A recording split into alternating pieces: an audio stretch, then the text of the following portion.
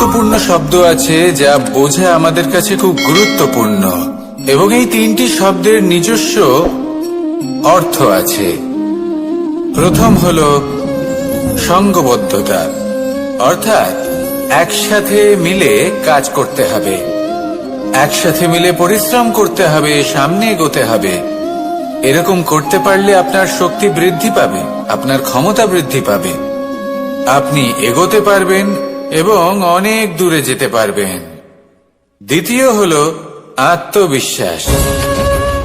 হেরে যাওয়া বস্তুও আবার জিতে নিতে পারবেন। যদি আপনার নিজের আত্মবিশ্বাস থাকে তাহলে আপনি কখনো পরাজিত হবেন না। এবং তৃতীয় হল অহংকার। জয়লাভ করার পরেও কিন্তু এটা আপনাকে পরাজিত করতে পারে। সেই জন্য জীবনে সঙ্গবদ্ধ হন, আত্মবিশ্বাস রাখুন, কিন্তু কখনোই অহংকার করবেন না। এই অহংকার আপনার থেকে সবকিছু কেড়ে নিতে পারে। এই অহংকারের জন্যই মথুরাপতি কংস নিজের পতনের দিকে অগ্রসর হয়েছিলেন। এই অহংকারকে ত্যাগ করুন আর আমার সাথে ভালোবেসে বলুন, রাধা রাধা। এই সংসারে সব থেকে বেশি কঠিন কাজ কোনটা? কেউ বলবেন যুদ্ধ করা, কেউ বলবেন ধন অর্জন করা, আবার কেউ বলবেন জ্ঞান অর্জন করা সব থেকে বেশি কঠিন। এবার প্রত্যেক ব্যক্তির নিজস্ব অভিজ্ঞতা আছে, আর সেই অনুসারে তার নিজস্ব একটা উত্তর আছে। সাধারণভাবে দেখতে গেলে এই সংসারে সব থেকে কঠিন হল তপস্যা করা, অর্থাৎ সব কিছু ত্যাগ করে তপস্যায় নিজেকে বিলীন করে দেওয়া। এবার এর থেকে বেশি কঠিন এই সংসারে আর কি বা হতে পারে? এই সংসারে, এই সমাজে, নিজের পরিবারের মধ্যে থেকেও ধৈর্য ধরে সামনে অগ্রসর হওয়া, এটা হলো সব থেকে কঠিন কাজ। কারণ যখন আপনি তপস্যা করেন তখন সেখানে আপনার ধৈর্য ভাঙার মতো কেউ থাকেন না, না কোনো বন্ধু, না কোনো আত্মীয়, না কোনো শত্রু, কেউ না। কিন্তু যখন আপনি এই সমাজে, এই পরিবারে থাকেন, কোনো না কোনো ব্যক্তি এসে আপনার ধৈর্যের বাঁধ ভেঙে দেওয়ার ক্ষমতা রাখেন। তারা আপনার ধৈর্যের বাঁধ ভেঙে দেয়, আর কখনো কখনো তারা অনিচ্ছাকৃতভাবেই সেটা করে থাকেন। কারণ তাদের মানসিকতা আপনার থেকে আলাদা, তাদের কর্ম আপনার থেকে আলাদা, তাদের দৃষ্টিভঙ্গি আপনার থেকে আলাদা, জীবন যাপন আপনার থেকে আলাদা। সেক্ষেত্রে আপনি ধৈর্যচ্যুত হন, প্রসন্নতা আপনার থেকে ছিনিয়ে নেওয়া হয়। সেই জন্য এই সংসারে, এই পরিবারের থেকেও ধৈর্য ধরে সামনে অগ্রসর হওয়া কোনো পর্বতের শিখরে গিয়ে তপস্যা করার থেকেও অনেক বেশি কঠিন। আর যে ব্যক্তি এই সমাজেই, এই পরিবারে, সেই সকল মানুষের মধ্যে থেকে গিয়েও ধৈর্য ধরে অগ্রসর হতে থাকেন, যারা এই কাজটা শিখে নিতে পারেন, তারাই কিন্তু জীবনে আনন্দ লাভ করতে পারেন। এই ধৈর্যই শেষে আপনার জীবনে প্রসন্নতা বহন করে আনবে। তাই ধৈর্য ধরে জীবনের পথে অগ্রসর হন আর আমার সাথে ভালোবেসে বলুন, রাধা রাধা। আমরা যখনই কোনো গাছের চারা রোপণ করি তখন সবার আগে পরীক্ষা করে দেখি যে যেখানে আমরা চারা রোপণ করতে চলেছি সেখানকার মাটি আদৌ উর্বর কি না, সেই মাটি সেই চারাকে বাড়তে সাহায্য করবে কিনা। যখন একটা চারা রোপণের আগে আমরা এত কিছু ভাবতে পারি, তাহলে কাউকে বিশ্বাস করার আগে আমরা কেন ভাবি না? জীবনে কখনো এই বিশ্বাসরূপী চারা কোথাও রোপণ করার আগে বোঝার চেষ্টা করুন যে যার ওপর আপনি বিশ্বাস করতে চলেছেন সে কি আদৌ আপনার বিশ্বাসের যোগ্য কি না। ভেবে দেখুন সেই ব্যক্তি ভবিষ্যতে গিয়ে আপনার বিশ্বাস ভাঙতে পারে কিনা। এটাও ভেবে দেখুন যে যাকে আপনি বিশ্বাস করতে চলেছেন তাকে আপনি বিশ্বাস করলে নিজের জীবনের উদ্দেশ্যে আপনি অগ্রসর হতে পারবেন কিনা। আর তার জন্য প্রয়োজন সঠিক সিদ্ধান্ত, পরখ করা, কোনটা উচিত কোনটা অনুচিত সেটা বোঝা। আর তাতে কিন্তু আপনি সন্দেহবাতিক হবেন না, তাতে আপনি আরো নিপুণ হয়ে উঠবেন। তাই যদি আপনি নিপুণ হয়ে উঠতে চান তাহলে বোঝার চেষ্টা করুন, পরখ করে দেখুন, কোনটা উচিত কোনটা অনুচিত বুঝুন। আর বিশ্বাস তখনই করুন যখন আপনি 100% নিশ্চিত হবেন যে সে বিশ্বাসের যোগ্য। আসুন আমার সাথে ভালোবেসে বলুন, রাধা রাধা।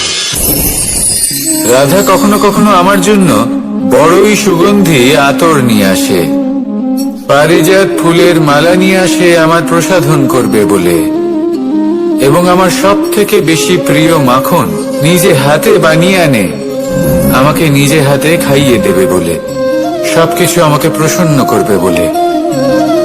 কিন্তু আপনি কখনো ভেবেছেন যে এই আতর কিভাবে বানানো হয়? সহস্র ফুলের পাপড়ি একসাথে পিষে নিতে হয়, তারপরে তার থেকে যে রস নিঃসৃত হয় সেই রস দ্বারাই আতর তৈরি। অনেক সংখ্যক ফুলকে অসীম যন্ত্রণা ভোগ করতে হয়, তবে তারা আমার প্রসাধন সামগ্রী হয়ে উঠতে পারে। দুধ থেকে মাখন তৈরি করার জন্য কতটা পরিমাণ মন্থন সহ্য করতে হয় সেটা আপনি জানেন। ঠিক সেই রকমই হলো আমাদের জীবনও। বিপদও আসে, কঠিন পরিস্থিতিও আসে, এর সম্মুখীন হতে শিখুন। মনে রাখবেন আপনি হলেন সেই দুধ যাকে মন্থন সহ্য করতে হবে মাখন হয়ে ওঠার জন্য। মনে রাখবেন আপনি হলেন সেই ফুলের মতন যাদের পিষ্ট হতে হবে সুগন্ধি আতর হয়ে ওঠার জন্য, যাকে এই সংসার পছন্দ করে।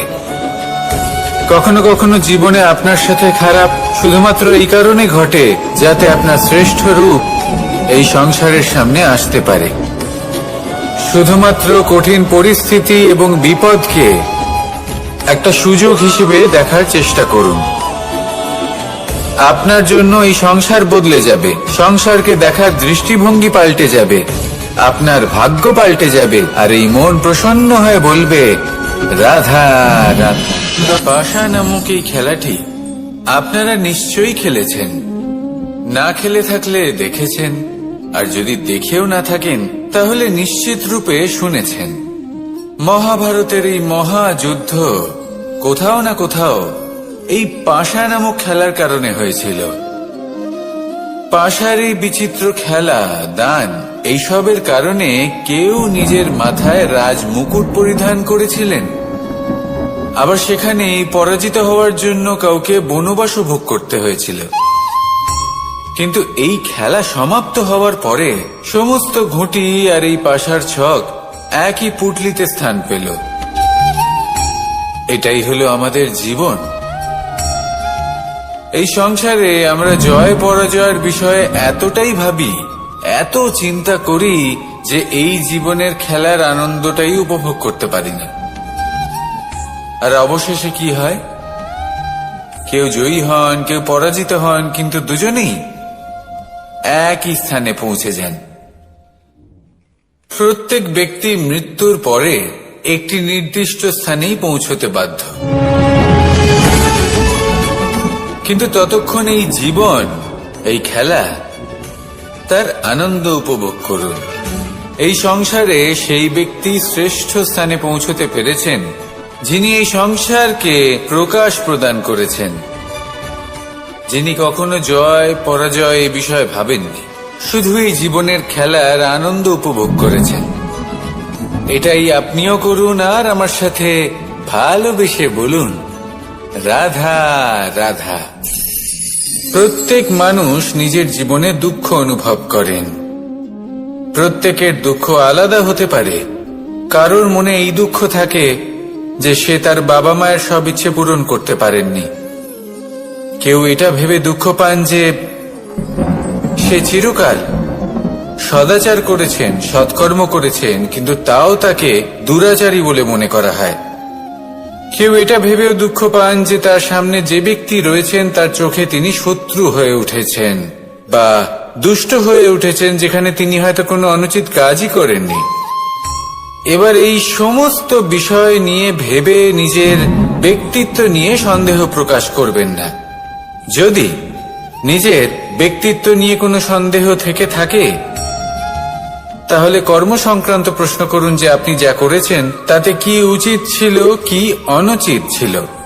যেটা প্রয়োজন সেটা এটা বোঝার যে আপনার অন্তর্মন, আপনার বিবেক আপনাকে কি বলছে, আর আপনার অন্তর্মন আর আপনার বিবেক আপনাকে যেটা করতে বলবে শুধু সেটাই করুন। আর তারপরে এই সংসার কি বলবে, কি ভাববে সেসব নিয়ে ভাবতে যাবেন না, কারণ এই সংসার তো ঈশ্বরকেও প্রশ্ন করে থাকে, ঈশ্বরকেও দোষী মনে করে। কখনো কখনো যখন কোনো ঘটনা মানুষের ইচ্ছা অনুযায়ী ঘটে না, তখন মানুষ এটা বলে যে হে ঈশ্বর, আপনি আমার পাশে থাকলেন না, আপনি বড়ই কঠোর, এটা আপনার দোষ। যেখানে বেশিরভাগ সময় হয়তো সে নিজেই নিজের কর্মফল ভোগ করছে। আর কখনো কখনো ঈশ্বর হয়তো তার জন্য আরো ভালো কোনো পরিকল্পনা করে রেখেছেন, কিন্তু মানুষ এটা বুঝতে পারে না। তাই দিনের শেষে যেটা প্রয়োজন সেটা হলো নিজের মনের কথা বুঝতে হবে। আপনার বিবেক কি বলছে শুধু সেটাই করুন, আর সামনে এগোতে থাকুন। আমার সাথে ভালোবেসে বলুন, রাধা রাধা। পরিবর্তন, এটা হলো সৃষ্টির অমূল্য নিয়ম। এই সংসারে সবকিছু সময়ান্তরে পরিবর্তিত হয়, এই সময়ও পরিবর্তিত হয়। পরিবর্তন চিরকাল হয়ে এসেছে আর চিরকাল হতে থাকবে। কিন্তু এবার আমরা সেই পরিবর্তন কিভাবে লাভ করব, যেটা আমাদের প্রয়োজন, যেটা আমরা চাই। আমরা জীবনে বিকাশ চাই। এই বিকাশ কিভাবে লাভ করতে পারি?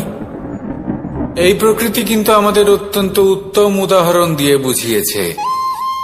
একটি বিন্দুর উদাহরণ দিয়েছে যা ভবিষ্যতে একটা বিশাল নদীর আকার ধারণ করে। এটা কিভাবে হয়? মেঘ থেকে একটি বিন্দু ঝরে পড়ে সেই পর্বতের ওপর যেখানে হিম আছে। সেই হিমের সংস্পর্শে আসা মাত্র সেই বিন্দুর সাথে আরো বেশ কিছু বিন্দু যুক্ত হয়। তারপর তারা অগ্রসর হয়, আরো কিছু বিন্দু যুক্ত হয়, আস্তে আস্তে একটা ক্ষীণ ধারার রূপ ধারণ করে, এবং সেটাই ভবিষ্যতে আরো এগোতে থাকে। অনেকটা যাওয়ার পর যখন অনেক সংখ্যক বিন্দু একসাথে যুক্ত হয়, তখন সেটা বিশাল নদীর আকার ধারণ করে। এবার আমরা মানুষ বলে আমাদের সাথে এই নিয়মের অন্যথা হয় তা নয়। আমরাও এই প্রকৃতির অংশ, আমাদের ক্ষেত্রেও একই নিয়ম প্রযোজ্য। যখন পরিশ্রম করে অনেক সংখ্যক বিন্দু আমরা একত্রিত করব, তখনই পরিবর্তনের নদী প্রবাহিত হবে। প্রয়োজন হল নিরন্তর পরিশ্রম করা এবং ধৈর্য ধরা। এটা করতে থাকুন, জীবনে সবকিছু লাভ করতে পারবেন। কারণ প্রকৃতি আমাদের এটাই শিখিয়েছে, আর আমরা এই ব্রহ্মরই একটি অংশ, যার দ্বারা এই ব্রহ্মাণ্ড নির্মিত। আসুন আমার সাথে ভালোবেসে বলুন, রাধা রাধা। কখনো এই প্রকৃতির দিকে তাকিয়ে থাকবেন। এই প্রকৃতি অনেক ধরনের শিক্ষা দেয়। কোন একটা গাছকে দেখুন কিভাবে সে মাটি থেকে জল শুষে নেয়।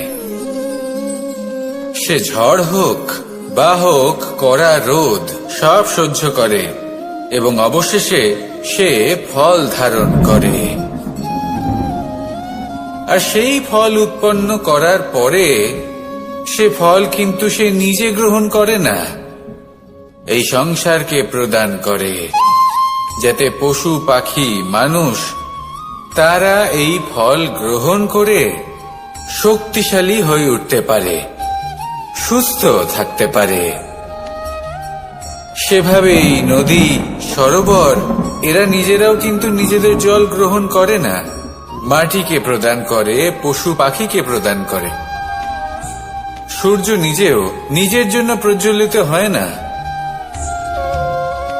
সে প্রকাশ ছড়িয়ে দিতে চায় আমাদের সবার কাছে, সে আলো পৌঁছে দিতে চায়। এই প্রত্যেকের কর্মে পরমার্থ নিহিত আছে, আর সেই জন্যই এদের সকলকে পুজো করা হয়। তাই মনে রাখবেন, আপনার কাছে জীবন যাপনের অতিরিক্ত যা কিছুই আছে তা পরমার্থের জন্য। তাহলে তার সদ্ব্যবহার করুন আর আমার সাথে ভালোবেসে বলুন, রাধা রাধা। আমরা প্রত্যেকেই অবশ্যই এমন সময় দেখেছি যখন অনেকগুলো সমস্যা একসাথে আমাদের জীবনে এসে পড়ে। সমস্যা আমাদের প্রত্যেকের জীবনেই থাকে, আমরা তার সমাধান খুঁজতে চেষ্টা করি, কখনো সমাধান খুঁজে পাই, আবার কখনো যতই চেষ্টা করি না কেন কোনো সমাধান খুঁজেই পাই না। আর যখন এটা হয় তখন মানুষ অত্যন্ত বিচলিত হয়ে পড়েন। নিজের আত্মীয় স্বজন, নিজের বন্ধু বা সংসার, এদের ওপরে এই দোষ চাপিয়ে দেন যে এদের জন্যই এই সমস্যা এসেছে। এবার যদি আমি আপনাকে কোনো পরামর্শ দিই তাহলে এটাই বলবো যে দৃষ্টিভঙ্গি পাল্টে দেখুন। এই দৃষ্টিভঙ্গি দিয়ে দেখুন যে এই সংসারে যে সমস্যায় আসুক না কেন তার জন্য কেউ দোষী নয়, না আপনি না অন্য কেউ। এই পুরো খেলাটাই আপনার মানসিকতা, আপনার দৃষ্টিভঙ্গি, আপনার মনের। কিভাবে বোঝাচ্ছি, যখন আমাদের মন শক্ত থাকে তখন কঠিন থেকে কঠিনতর পরিস্থিতিও আমাদের জীবনে খুব বেশি হলে প্রতিস্পর্ধা হয়ে থেকে যায়। সেখানে যদি আমাদের মন দুর্বল থাকে তখন অল্প কঠিন পরিস্থিতিও আমাদের কাছে খুব বড় সমস্যা হয়ে যায়, তাই না? একটা শক্ত মন কঠিন পরিস্থিতিকে প্রতিস্পর্ধা হিসেবে দেখে আর তার মধ্যে ওটা সুযোগ খুঁজে নেয়। আমাদের শুধু এটাই করতে হবে। এই সংসারে অন্য কাউকে দোষী মনে করলে আপনার সমস্যা দূর হয়ে যাবে না। সেই জন্য এই সংসারকে দোষ দেওয়ার বদলে এই সমস্যার মূলে চলে যান, সেটাকে বুঝুন, নিজের এই মনকে শক্ত করে তুলুন। যদি আপনার মন শক্তিশালী হয় তাহলে এই সংসারে অনেক বড় বড় কঠিন থেকে কঠিনতর পরিস্থিতিও যদি আসে, আপনার জীবনে যতই বড় বড় সমস্যা আসুক না কেন আপনার লক্ষ্য লাভে বাধা দিতে পারবে না। আসুন আমার সাথে ভালোবেসে বলুন, রাধা রাধা। আমরা সবাই পাথর দেখেছি, পর্বতও দেখেছি, শুকনো পাতাও দেখেছি, শ্যামল বনানীও দেখেছি। কখনো ভেবেছেন পাথরের অস্তিত্ব কিন্তু ততক্ষণ পর্যন্ত যতক্ষণ সে পর্বতের গায়ে আটকে থাকে। যখন সেই পর্বত থেকে সেই পাথর ভিন্ন হয়ে যায় ও নিজের অস্তিত্ব হারিয়ে ফেলে। আস্তে আস্তে কখনো পাথর কেটে বা কখনো পিষ্ট হয়ে সেই পাথর আস্তে আস্তে মাটিতে পরিণত হয় এবং পূর্ণরূপে নিজের অস্তিত্ব হারিয়ে ফেলে। এটাই পাতার সাথেও হয়। এই পাতা যতক্ষণ গাছের ডালের সাথে যুক্ত ততক্ষণ তার অস্তিত্ব থাকে। যখনই ডাল থেকে বিচ্ছিন্ন হয় সেও নিজের অস্তিত্ব হারিয়ে ফেলে। আর এটাই আমাদের সাথেও হয়। যতক্ষণ আমরা নিজেদের আপনজনের সাথে যুক্ত থাকি আমাদের অস্তিত্ব বজায় থাকে। যখন আপনজনদের সাথে সম্পর্ক ছিন্ন করি তখন আমরাও আমাদের অস্তিত্ব হারিয়ে ফেলি। এবার এই সংসারের প্রত্যেক ব্যক্তি স্বতন্ত্র থাকতে চান, আর অনেক ব্যক্তি স্বতন্ত্র থাকবেন বলে আপনজনদের দূরে করে দেন আর তাদের সাথে এই সম্পর্ক ছিন্ন করেন। এটা কি সত্যি প্রয়োজন? আপনজনদের সাথে সম্পর্ক ছিন্ন করে নিজের অস্তিত্ব হারিয়ে ফেলা প্রয়োজনীয়, নাকি আপনজনদের সাথে সম্পর্ক বজায় রেখে নিজেদের স্বতন্ত্র করে রাখা সেটা আবশ্যক? নির্বাচন আপনারই। আসুন আমার সাথে ভালোবেসে বলুন, রাধা রাধা। আপনি কি কখনো নৌকা যাত্রা করেছেন? করে না থাকলেও নিশ্চয়ই দেখেছেন যে এই জল যা নিজের অন্তরে সব কিছু সমাহিত করে নিতে পারে, এই নৌকা সেই জলের ওপরেই ভেসে থাকে। নদীর স্রোত কাটিয়ে সে সামনে অগ্রসর হয়। কিন্তু যদি এই নৌকায় কোনো ছিদ্র হয়, তাহলে কিন্তু সেই নৌকা ডুবে যাবে। আর এতে কোনো তফাৎ হবে না যে সেই ছিদ্র ছোট নাকি বড়, নৌকা ডুবে যাবে। এই ছিদ্র হলো আমাদের জীবনে আমাদের অপগুণ, আমাদের দোষ, আমাদের বিকার। কখনো এটা ভাববেন না যে এই দোষ খুবই ছোট, এতে কিছুই যাবে আসবে না। না, সেই ছোট দোষ, সেই ছোট বিকার যদি সেটাকে শুধরে না নেন, তাহলে সেটা আপনাকে আপনার পতনের দিকে নিয়ে যাবে। শেষ পর্যন্ত এটা আপনার উপর নির্ভরশীল যে আপনি কি চান। আপনার জীবনের এই নৌকা এভাবেই ডুবে যেতে দেখবেন, নাকি নিজেকে শুধরে নিয়ে সেই নৌকার সেই ছিদ্রটাকে ভরিয়ে তুলতে চাইবেন? নির্বাচন আপনার। আসুন আমার সাথে ভালোবেসে বলুন, রাধা রাধা। জল, জলই পৃথিবীতে বেঁচে থাকার জন্য আবশ্যক তো বটেই, কিন্তু এই জল আমাদের একটা অত্যন্ত গুরুত্বপূর্ণ শিক্ষা প্রদান করে।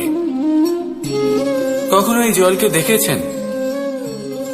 যে পরিস্থিতিতেই এই জল প্রবাহিত হোক না কেন, এর উপর যা কিছুই প্রভাব থাকুক না কেন, এর পথে যতই বাধা আসুক না কেন, তার মধ্যে থেকে ও নিজের পথ ঠিক বের করে নেয়, কিন্তু নিজের প্রবাহ থামতে দেয় না, ক্রমাগত অগ্রসর হতে থাকে। সেরকমই একটা শিক্ষা যেটা আমরা জল থেকে পেয়ে থাকি, তা হলো এটা: আমরা যখন জলের দিকে তাকাই তখন আমরা নিজের প্রতিবিম্ব দেখি, স্পষ্টভাবে দেখতে পাই। কিন্তু তখনই দেখতে পাই যখন এই জল শান্ত থাকে, স্থির থাকে। যদি এই জল অশান্ত হয়ে থাকে, স্থির না হয়, তাহলে আমরা এতে নিজের প্রতিবিম্ব দেখতে পাই না। এটাই আমাদের মনের সাথেও হয়ে থাকে। যখনই জীবনে কোনো সংকট আসে, যদি আমরা শান্ত মনে, স্থির মনে সিদ্ধান্ত নিই, তাহলে সেটা এমন একটা শীতল সিদ্ধান্ত হবে যেটা আমাদের ভবিষ্যৎকে একটা শ্রেষ্ঠ স্থানে নিয়ে যাবে। যদি এই মন অশান্ত হয়, বিচলিত হয়, পীড়িত হয়, দুঃখিত হয়ে থাকে, রুষ্ট হয়ে থাকে, তাহলে অনেক সময় আমরা এমন সিদ্ধান্ত নিই যেটা আমাদের জন্য অনুচিত প্রমাণিত হয়। যখন আপনি ক্রুদ্ধ ছিলেন বা দুঃখের বশে ছিলেন, তখন অনেক সময় হয়তো এমন সিদ্ধান্ত নিয়েছেন যেটার জন্য ভবিষ্যতে আপনি অনুশোচনা করেছেন।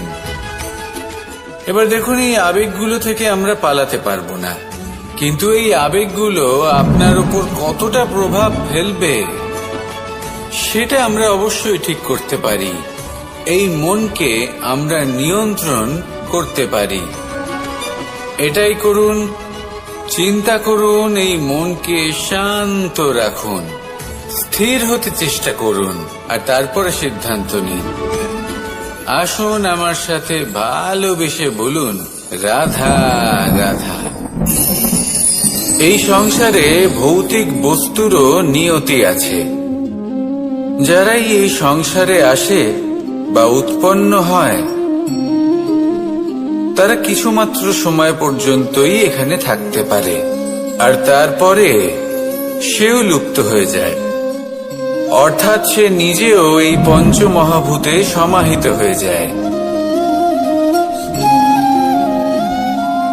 আমাদের সাথেও ঠিক এটাই হয়। সেই জন্যই ঈশ্বর দ্বারা প্রদত্ত এই উপহারের বিষয়ে ভাবুন, এই জীবনের বিষয়ে ভাবুন।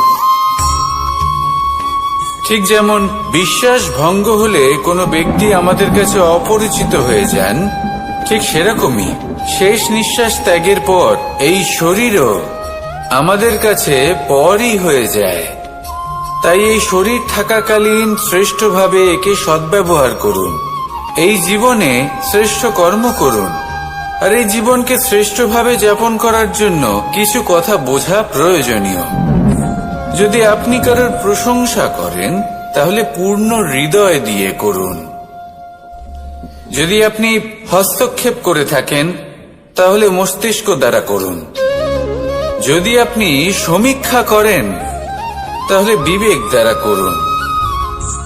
যদি আপনি ধন অর্জন করতে চান তাহলে নীতি অনুসারে চলুন।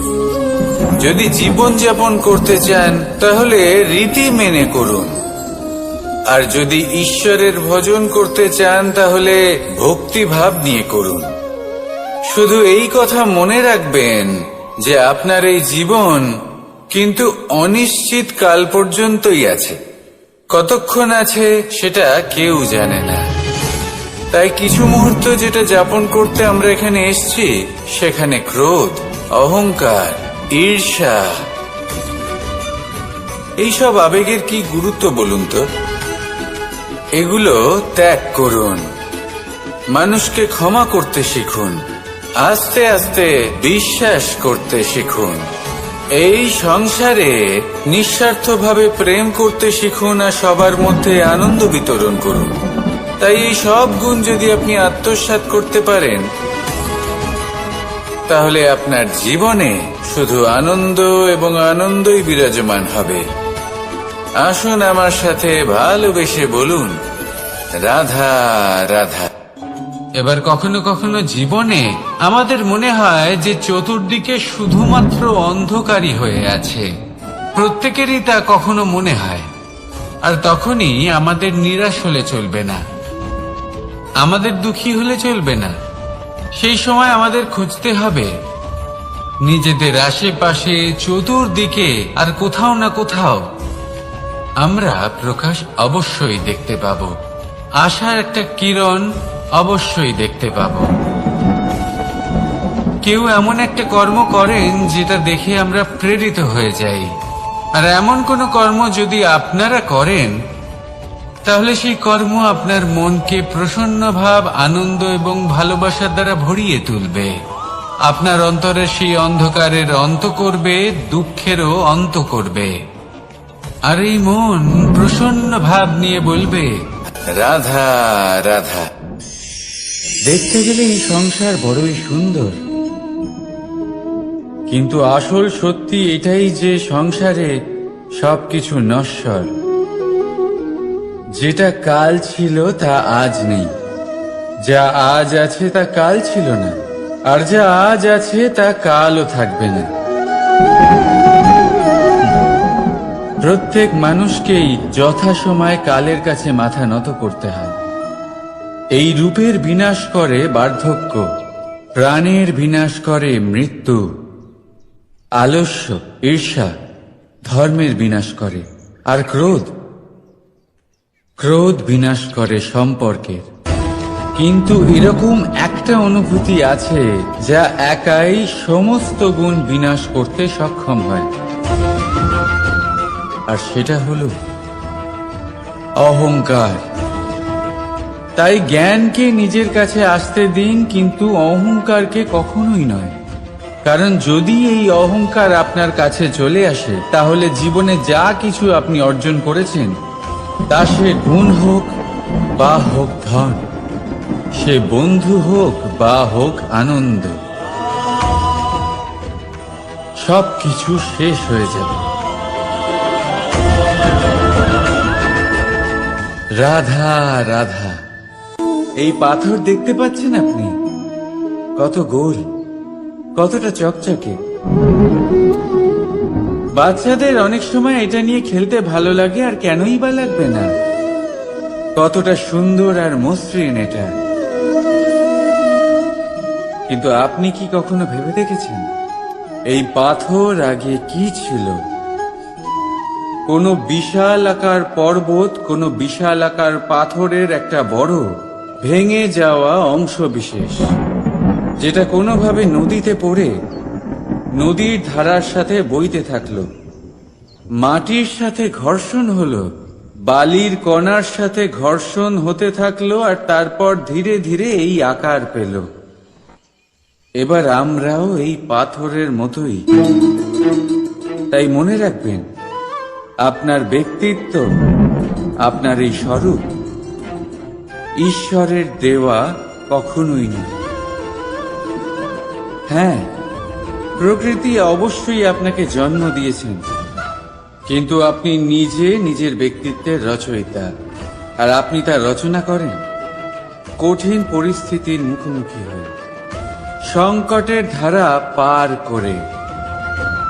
তাই আপনিও এই পাথরের মতো নিরন্তর চেষ্টা করতে থাকুন, নিজের অস্তিত্ব বজায় রাখুন, এই অস্তিত্বকে মহান করতে থাকুন, আর আমার সাথে ভালোবেসে বলুন, রাধা রাধা। বর্ষাকালে যখন ভয়ানক বৃষ্টি হয়, তীব্র গতিতে যখন হাওয়া চলে, তখন আপনি নিশ্চয়ই দেখেছেন যে পাখিরা, যাদের বাসা মাঝে মাঝে ভেঙে পড়ে, নষ্ট হয়ে যায়, কিন্তু আপনি কি কখনো সেই পাখিদের বিলাপ করতে দেখেছেন? কখনো নয়। যখনই সেই বৃষ্টি থেমে যায়, তারা আবার একটু একটু করে খড়কুটো জোগাড় করে তাদের বাসা বানিয়ে ফেলে, নিজের সংসার সেই রকমই বানিয়ে দেয় যেমন আগে ছিল। এমন কেন? কারণ এই ঝড়ের তাণ্ডবের সাথে সেই পাখিদের কোনো বোঝাপড়া করারই নেই। তারা শুধু সেটাই করতে থাকে যেটা তাদের হাতে আছে, আর এটাই হলো সুখী জীবনের মূল মন্ত্র। যেটা আপনার হাতে নেই, তা নিয়ে বিলাপ করে আপনার কোনো লাভ হবে না। মনোসংযোগ তাতেই করুন যা আপনার হাতে রয়েছে। যা বদলে গেছে তাকে আপনি আবার বদলাতে পারবেন না, কিন্তু যা আপনি বদলাতে পারবেন তাতে মনোসংযোগ করুন। এই জীবনে একটু ধনাত্মক হয়ে উঠুন, দেখবেন সব শুভ হবে। রাধা রাধা।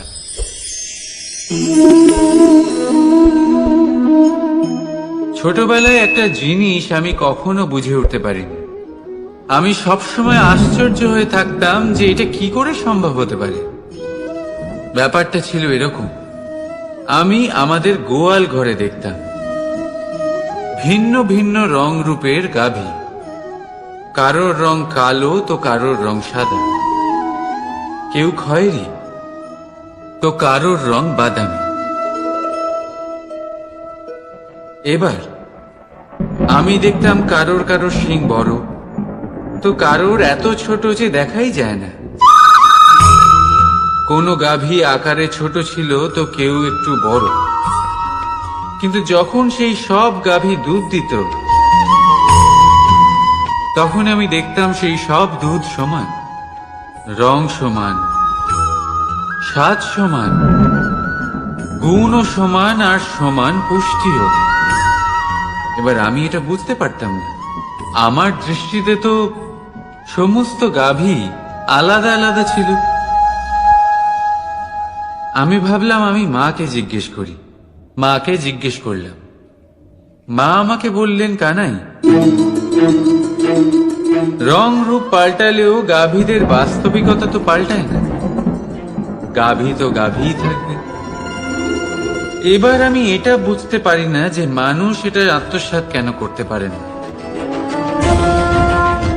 দেখুন, রং, রূপ, জাত, ধর্ম, ভাষা, এই সবের উপরে হলো মনুষ্যত্ব। আর মনুষ্যত্বের একটাই ধর্ম, আর সেটা হলো প্রেম। তাই এই প্রেম আপনি সকলের সাথে ভাগ করে নিন, প্রেমের সাথে সকলের সেবা করুন। এই মনুষ্যত্বর অমৃত চেখে দেখুন, আর আপনি বুঝে যাবেন যে আমরা কেউ আলাদা আলাদা নই, আমরা সবাই সমান। রাধা রাধা। সাগর, কত বিশাল হয় এই সাগর! কি না করতে পারে এই সাগর!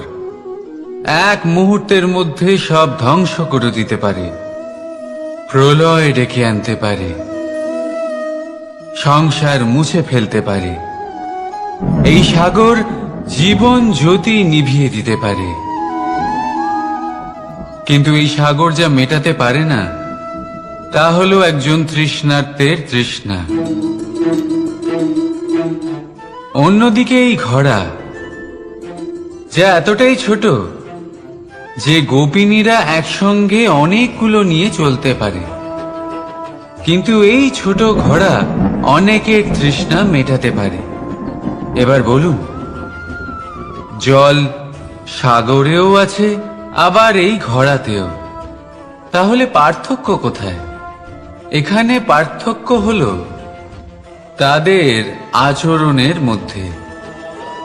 একজন মাটির মধ্যে মিষ্টি জল ধরে রাখে, তো আরেকজন নিজের নোনা জলের আঘাতে যে কাউকে মাটিতে মিশিয়ে দিতে পারে। আপনি কি হতে চাইবেন? সাগরের নোনা জল হয়ে কারোর আশা চূর্ণ বিচূর্ণ করে দিতে, নাকি মিষ্টি জলের ঘোড়া হয়ে কারোর তৃষ্ণা মেটাতে? সিদ্ধান্ত আপনার। রাধা রাধা। কতবার এমন হয়, আপনি কোনো কাজ করার জন্য কাউকে দায়িত্ব দেন, কিন্তু সেই ব্যক্তি সেই কাজ সম্পন্ন করতে পারে না, অসম্পূর্ণ রেখে দেয়, অথবা ঠিকভাবে করতে পারে না। এবার এই পরিস্থিতিতে কি হয়? আপনি ক্রুদ্ধ হয়ে যান, তার উপরে আপনি রেগে যান, তাকে তিরস্কার করেন, আর তারপরে সেই কাজ সম্পন্ন করতে আপনি নিজেকেই নিযুক্ত করেন, আর শেষ পর্যন্ত সেই কাজ সম্পন্ন হয়েই যায়। এবার এই বিষয়ে সমস্যা সেই ব্যক্তির চেষ্টায় নয়, সমস্যা আপনি যে সেই ব্যক্তিকে ভরসা করলেন তার ছিল। আমরা অন্যের প্রতি ভরসা করাকে প্রথম পদক্ষেপ বানিয়ে,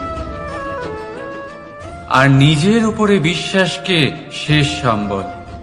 কিন্তু তার বদলে এটাই হওয়া উচিত যে নিজের উপরে ভরসাকে আমরা প্রথম পদক্ষেপ বানাই, তাকে নিজের সহায় মানতে হবে। যদি আপনি এমন করেন, তাহলে পরিণাম আরো সুখকর, আরো আনন্দদায়ক হবে। তাই মনে রাখবেন, এই সংসারে আপনার সব থেকে বড় ভরসা আর কেউ নেই। এই সংসারে আপনার সব থেকে বড় রক্ষাকর্তা আর কেউ নেই, বরং আপনি নিজেই। রাধা রাধা। আসুন আপনাকে একটা প্রশ্ন করছি, সোনা আর লোহার মধ্যে তফাৎ কি? এবার বেশিরভাগ লোকের উত্তর এটাই হবে যে সোনা বহুমূল্য, সোনার মূল্য লোহার থেকে অনেক বেশি। এটা ঠিক, কিন্তু আমাদের এটা ভোলা ঠিক হবে না যে সোনা আমাদের সাজগোজের কাজে লাগে, আমাদের আরো বেশি সুন্দর দেখায়। অন্যদিকে লোহা সেই সৈনিকদের ঢাল ও তলোয়ার হয়ে তাদের রক্ষা করে, যারা আমাদের প্রাণকে রক্ষা করেন। এই সৈনিক না থাকলে আমাদের প্রাণও থাকবে না। এবারে বলুন, সোনার মূল্য বেশি হওয়াতে কি লোহার মূল্য কমে যায়? কখনোই নয়। ঠিক সেইভাবে এই জীবনে আপনি যতই চেষ্টা করুন, কিছু না কিছু এমন থেকে যাবে যা আপনি কখনোই পাবেন না, আর সেই কারণে নিজেকে অক্ষম মনে করা অনুচিত। হতে পারে আপনার কাছে সেই গুণ আছে যেটা সংসারে আর কারোর কাছে নেই। সেই গুণটাকে চিনুন, সেটাকে বাড়ান, আর সেটাকে ব্যবহার করুন। তাই মনে রাখবেন, সংসারে প্রত্যেকটা ব্যক্তি বিশেষ হয়, আর এই সংসারে সবাই সবকিছু পায় না। নিজেই দেখে নিন, সোনাকে যে দোকানে সাজিয়ে রাখা হয়, সেই দোকানের তালা লোহা দিয়ে তৈরি হয়। রাধা রাধা।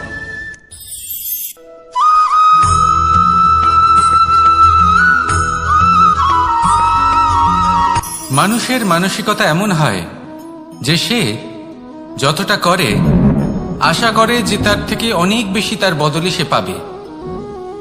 দেখুন, সবকিছুই আপনার ভাবনা চিন্তার উপর নির্ভর করছে। আপনি যদি ফলের বিষয়ে ভেবে কর্ম করতে থাকেন তাহলে সেটা অনুচিত। জীবনের আসল আনন্দ হলো নিজের কর্ম করতে থাকা, ফলের চিন্তা করা উচিত নয়। যদি আপনি এরকম ভাবেন যে আমি এতটা করছি, আমার এতটা পাওয়া উচিত, সেই ভাবনা অনুচিত। যদি আপনি সেবার মানসিকতা নিয়ে কর্ম করতে থাকেন, কর্মচক্রে প্রবাহিত হন, যদি আপনি এমন ভাবনা রাখেন যে আমি এতটা পাচ্ছি তাই এর থেকে অনেক বেশি আমি কর্ম করব, তাহলে নিশ্চিত রূপে আপনি যতটা করছেন তার থেকে অনেক বেশি আপনি পাবেন। আপনার আশার থেকে অনেক বেশি আপনি পাবেন। শুধু জীবনে অনেক বেশি কাজ করতে থাকুন, ফলের চিন্তা করবেন না। আর মনে রাখবেন, এই ভাবনাই সব থেকে বড় বীজ। কর্মের উপর বিশ্বাস রাখুন। জীবনে যা যা আপনি চান সবই সুখময় হবে। আসুন আর আমার সাথে ভালোবেসে বলুন, রাধা রাধা।